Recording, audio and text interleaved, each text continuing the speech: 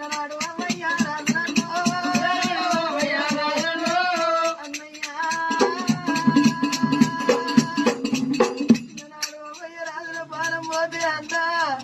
వీరు తేనెడు వీరు ప్రథమ మీ దగ్గర నుంచి సాది పెంచి పెద్ద